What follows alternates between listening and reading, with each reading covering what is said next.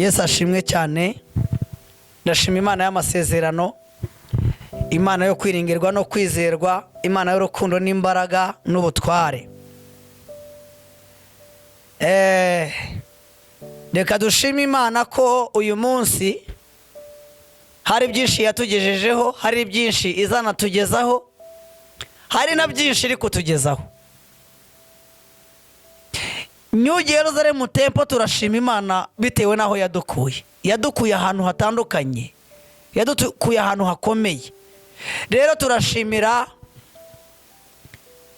Bishop wacu Sendakizi na Pastor Janet ndetse komite yose y'itorero muri rusange n'abagize itorero bose ndabasuhuje. Yesu nashimwe cyane. Ari abari hano i Kigali, ari abari mu ntara zitandukanye ndetse no ku isi yose, turabasuhuje mu izina rya Kristo Yesu. Mugire igitondo cyiza. Uyu munsi ku wa gatanu twabateguriye ijambo rikomeye rifite umutwe w'amagambo uvuga ngo imbabazi z'Imana zituma isezerano yagusezeranyije ridahinduka. Imana yacu ishimwe cyane. Imbabazi z'Imana zituma isezerano Imana yagusezeranyije ridahinduka. Rero mbere yuko tujya kurivugaho, reka tubanze dushime Imana. Data mu izina rya Yesu Kristo, Imana y'imbaraga n'ubutware n'ubushobozi, tugushimiye kuri uwera kandi uri umunyembaraga. Icyigisho cy'uyu munsi cyangwa se umutwe w'ijambo ry'uyu munsi waduteguriye, watubwiye ngo imbabazi zawe zituma isezerano wasezeranyije umwana w'umuntu ridahinduka. Rero ngwino ubane natwe kandi utwongerera imbaraga n'amavuta. Umugambi wawe mwiza kuri twusohore, igitinyiro cyawe kitubeho, uturemere ihirwe n'amahoro n'umugisha, uturinde iminsi y'amakuba n'ibyakiyitirira kwera byose bifusha ubusa. Urakoze kubikoze. Rero ngaho umugambi wawe mwiza nusohore, kandi icyo ushaka n'icyo ushima ubiduhana ubuntu n'abera bose. Tubangamiye imbaraga zose z'umwijima zatuma ubutumwa budatambuka. Tubangamiye ibitero byose byarwanya ijambo ry'Imana ku isi yose mu izina rya Yesu. Duhamagaye rero umwuka wera aganza ategeke kandi adushyigikire muri byose mu izina rya Kristo Yesu. Amen. Okay. Reka dusome Ezekiyeli igice cya 16 murongo waho wa mbere. Imana yacu itugirira neza.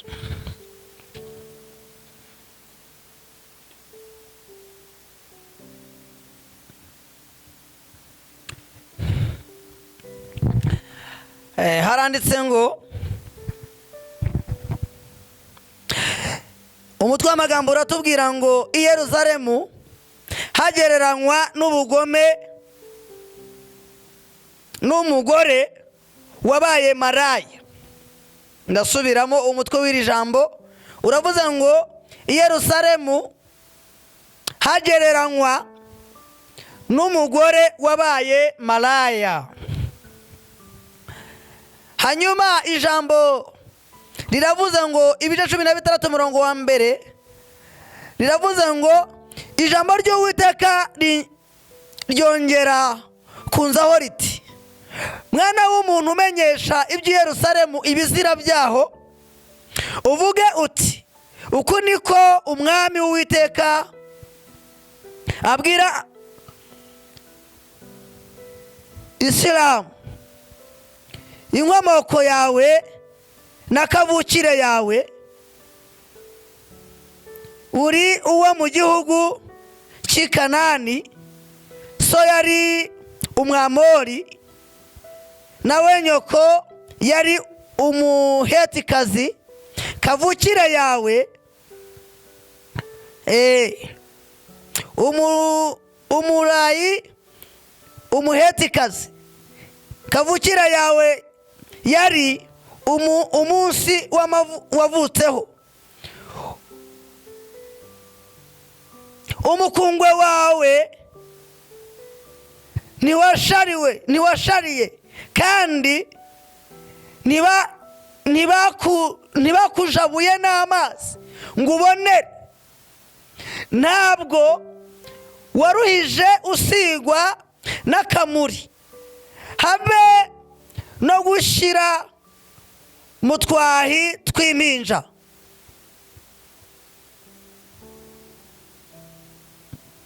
ntawakurebanye imbabazi kugira ngo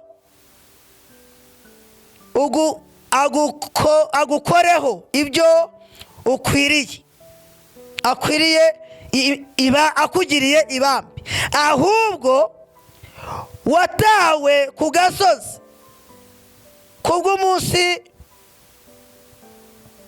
munsi wavutseho, kuko wagawaga. 6 haravuze ngo nuko nkunyuzeho mbona wigaragura mu ivata ryawe, ndakubwira nti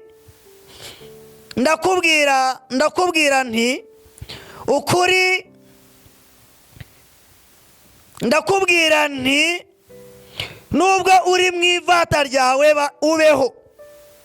Ni ukuri narakubwiye nti nubwo uri mu ivata ryawe ubeho.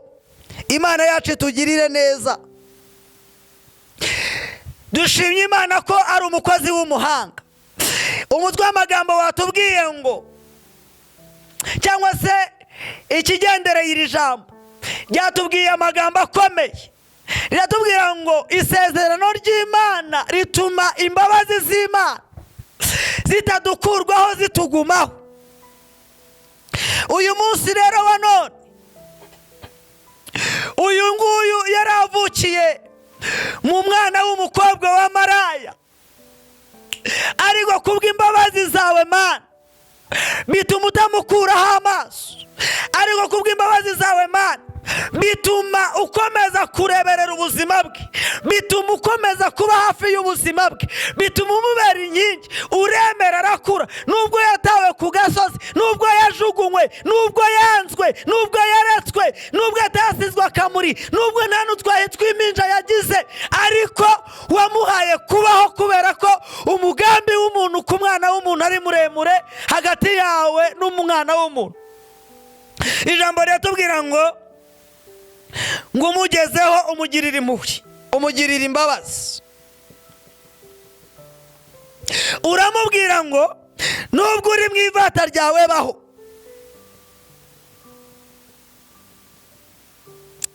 Uyu munsi Imana iragukunda, nubwo ukora ibibi byose ntibivuze ko ikwanga, ahubwo igikenewe kuri twe ni ukuyikiranukira. Haleluya, Imana ishimwe. Reka dusoreze ku ijambo riboneka muri Ezekiyeli 3:7 ku murongo waho wa mbere. Haratubwira ngo iyerekwa ry'amagufa yumye, ukuboko k'Uwiteka kwangezeho, ansohora ndi mu mwuka, aramanura angeza mu kibaya cyari cyuzuyemo amagufa, anzengurukana aho yayakikije hose, maze mbona ari menshi cyane. Muri icyo kibaya kandi yari yumye rwose, maze arambaza ati, mwana w'umuntu, mbese aya magufa yabasha gusubira kubaho? Ndamusubiza nti, Mwami Uwiteka ni wowe ubizi. 4 arongera arambwira ati, hanurira aya magufa maze uyabwire uti, yemwe mwa magufa mwe, yemwe mwa magufa yumye mwe, nimwumve Uwiteka abwira ayo magufa ngo, dore ngiye kubashyiramo umwuka ngo mubeho. ngiye kubateraho imitsi, mbakwizeho inyama kandi mbatwikirize uruhu, mbashyizemo umwuka, mubone kubaho, mumenye yuko ndi Uwiteka. Haleluya! Imana ishimwe cyane. Ijambo ry'Uwiteka ngo risohora ndi mu mwuka, njyana ahantu mu kibaya hari amagufa yumye. Birashoboka yuko uyu munsi hari amasezerano yawe yumye ubona udafitiye igisubizo. Imana ishobora guhindurira izindi bintu bikagenda neza. Birashoboka ko hari ijambo wambuwe ubona utazasubizwa, uyu munsi rishobora kuzukira ahantu hakomeye. Birashoboka yuko uyu munsi hari icyizere wagirirwa n'isi yose.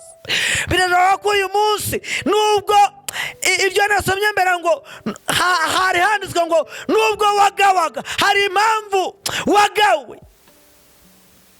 Uyu mudamu impamvu ngo ise na nyina ngo bamwe bari abahetikazi abandi ari abanyamahanga gutyo, ngo bamubyara badahuje ubwoko, ariko ngo icyo gihe ngo nawe avukiye ahagayitse, ngo ntiyabona akamuri, arangije ngo ntiyabona n'utwahi tw'impinja. Ariko ijambo riratubwira ngo icyo gihe nawe Imana imugirira impuhwe, nawe ngo abaho nubwo yagawaga. Uyu munsi nawe birashoboka ko hari ahantu uherereye udafitiye icyizere ko uzahava. Ijambo ry'Uwiteka riravuze ngo baho. Birashoboka yuko udafitiye icyizere ibyo wakoze ko bizagira umumaro. Ijambo ry'Uwiteka riravuze ngo nibibeho. Birashoboka yuko hari inzira watangije y'urugendo ubona utazasoza, ariko ijambo ry'Uwiteka riravuze ngo baho. Riravuze ngo uyu munsi ubeho. Wowe uri mu bitaro kwa muganga, ntabwo ugipfuye, ijambo rirambwiye ngo baho. Uwajyanywe mu Buhinde, uwajyanywe muri Amerika, uwajyanywe Polonye, aho uri hose ushaka kuba ufite ikibazo gituma wumva kubaho kwawe kwari gushize, ukumva nta cyizere wari bifitiye ko uzongera kurebana n'isi umaze ibihe birebire mu bitaro, cyangwa se umaze ibihe birebire mu butayu bw'ikigeragezo, cyangwa se umaze igihe kirekire mu mbaraga zikomeye z'umwijima zakubuditse, ariko ijambo ry'Uwiteka riravuze ngo baho. Kanseri wari ufite, uyu munsi Imana irayigukijije, baho. Haleluya! Intambara wari uri mu Rwanda uraza kuyitsinda kandi ubeho. Bishobora kuba urwaye kanseri y'ubwonko, ntabwo ugipfuye, gira icyizere cyo kubaho. Haleluya! Uyu munsi birashoboka ko waciwe mu muryango, nta urindi shyikirizo ufite, nta yandi maboko ufite, nta bundi bushobozi ufite, ariko ijambo rirambwiye ngo baho. Hanyuma ngo Imana inyereka amagufa mu kibaya yumye. Ngo ndayibaza ngo ese aya magufa yakongera irambaza ngo aya magufa yakongera kubaho. Nanjye ndayibwira nti yewe mwami wanjye Uwiteka ni wowe ubizi. Birashoboka ko uri mu buzima ubona udafitiye igisubizo, bucya mu gitondo ukavuga ngo Mana ni wowe ubizi ko uzambeshaho. Yewe ukaba ufite intambara utazasoza ubona ko ari iteye ubwoba, Imana ukajya ubivuga ati ni wowe ubizi, ni wowe ubizi. Ariko uyu munsi ndakubwiza ukuri, uri umurame, uri umunyamugisha, kuko wemeye gushakishiriza ubwenge ku Mana. Uri umuntu udasanzwe, uri umuntu w'umunyembaraga, urahiriwe. Ijambo riravuze ngo baho. Ubeho mu gitondo, ubeho nimugoroba, ubeho icyumweru, ubeho ukwezi, ubeho imyaka yose, urame. Ijambo riravuze ngo baho. Haleluya! tugiye gusoza. Erega iyo umukiza ari mu buzima bwawe ntacyo waba, kuko umukiza wacu ntabwo ajya apfa. Kristo muri twebwe iyo turimo tugomba kubaho. Cyakora iyo yagukuwemo ubuzima urabubura, ariko ubwo Kristo ari muri twebwe nta cyahindura imibiri yacu. Ariko ubwo Kristo ari muri twebwe nta macumu yaduhangara. Ariko ubwo Kristo ari muri twebwe nta myuka mibi yatwataka. Ariko ubwo Kristo ari muri twebwe nta burozi bwadushobora. Ariko ubwo Kristo ari muri twebwe turahambaye. Ubwo Kristo ari muri twebwe turabanyembaraga, twarabohowe n'amaraso ya Yesu. Jambo riratubwiye ngo baho. Haleluya. Ubeho mu mvura, ubeho mu zuba, ubeho. Haleluya. Mu bikurwanya ubibwira ngo ijambo ryambwiye ngo ndashaka kongera kubaho. Haleluya. Umenyesha amakuru imyuka yakwatakaga, uyibwire ngo ijambo ryambwiye ngo ngomba kubaho.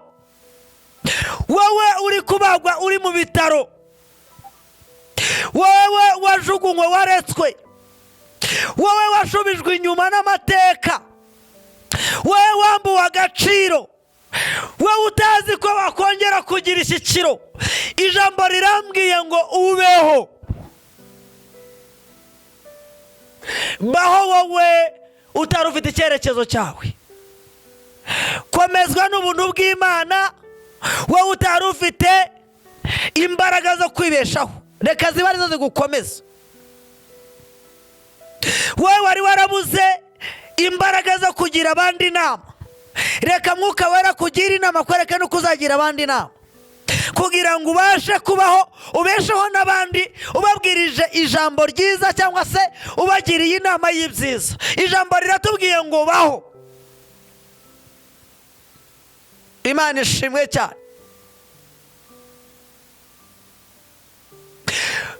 Ndagira ngo nkubwire ngo wowe wagize agisida ugacika amaguru, ntago kubaho byarangiye.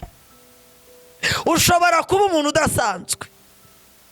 Reka nkumare impungenge, reka nkubwire ko ugishoboye, reka nkubwire wowe utabona, utagira amaso ariko ukaba uhumeka. Ijambo riraje riravuze ngo baho, komeza ubeho. Wikumva ko kuba utareba utari umunyamugisha. Wikumva ko kuba utumva utari umunyamugisha. Wikumva ko kuba umuryango waragushizeho utari umunyamugisha. Wikumva yuko utabasha kuba wakicara muri biro nk'abandi nawe utari umunyamugisha. Nawe ufite uburyo Imana izakubeshaho. Baho mu mbaraga Imana ishaka kubamo, uzabaho. Haleluya. Imana yaje tugirire neza. Hashimwe izina rya Yesu watsinze Satani. Haleluya. Haleluya. Iyo Satani adatsindwa uyu munsi ntabwo tuba twumva ijambo rivuga ngo tubeho. Twese tuba turaba kurimbuka, ariko kubera yuko ijambo ritubwira ngo tubeho rivuzwe n'akanwa k'Imana, rivuzwe n'imbaraga z'Imana, Imana iri kumwe natwe. Haleluya. Imana mu ijuru ibaho umugisha. Ndabakunda cyane. Ijambo riratubwiye ngo baho. Narindi kukubwira ijambo rivuga ngo imbabazi z'Imana zituma isezerano ryawe ridahinduka.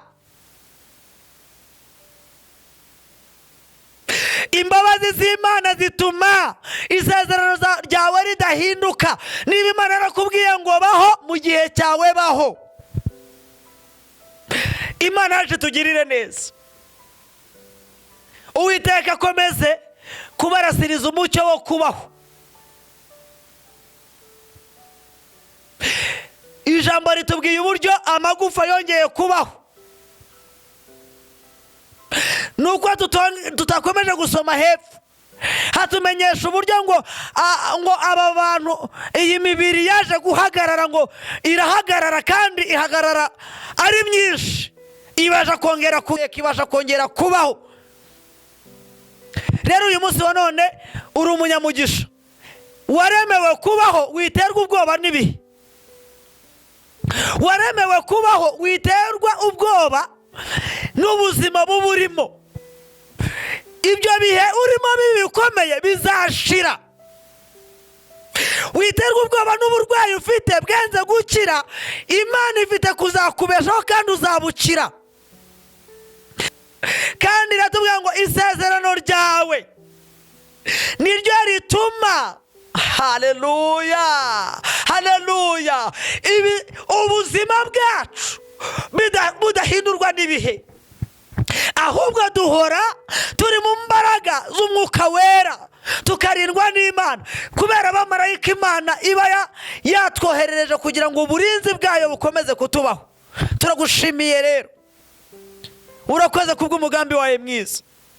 Isezerano ryawe ijambo ryawe riratubwiye ngo isezerano ryawe rituma umugambi mwiza udufitiye udahinduka kuri twe, cyangwa se imbabazi zawe zidahinduka. Niko ritubwiye. Ijambo ryawe riratubwiye ngo isezerano ryawe rituma imbabazi zawe udufitiye zitadushiraho, bigatuma ukomeza kutubwira ngo tubeho. Urakoze rero, beshaho abari bafite kwiheba yuko ubuzima bwabo burangiye buri mu kaga, ubongerera icyizere cyo kubaho mu mitima yabo, kandi ukangure benshi bari basinziririye mu kwiheba n'agahinda n'igerageza bari bafite. Ndagushimiye ko imitima yacu yihaye kongera kubaho bundi bushya. Urakoze kubw'umugambi wawe mwiza uduhaye w'isezerano ridasanzwe rivuga ngo tubeho kandi duhindurwa n'ibihe kuko uri uwera, mu izina rya Yesu, amen.